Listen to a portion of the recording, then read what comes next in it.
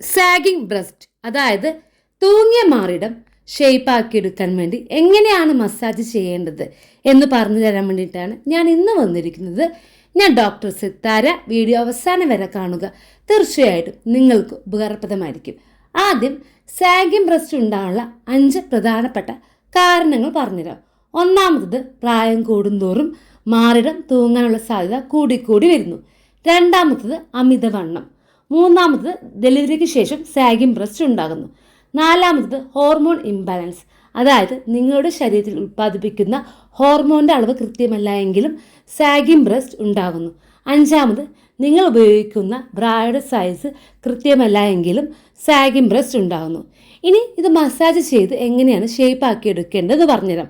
അതിനായിട്ട് 2 രീതിയാണുള്ളത്. ഒന്നാമത്തെ രീതിയിൽ ഒലിവ് ഓയിലാണ് ഉപയോഗിക്കേണ്ടത്.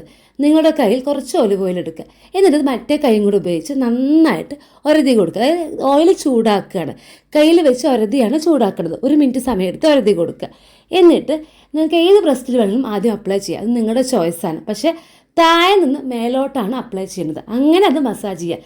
താഴെ നിന്ന് മേലോട്ടെന്ന രീതിയിൽ കൈ ഉപയോഗിച്ച് അത് ആ ഓയിൽ നിങ്ങളുടെ ബ്രസ്റ്റ് തേച്ച് പിടിപ്പിക്കുക. അങ്ങനെ മസാജ് ചെയ്യുക.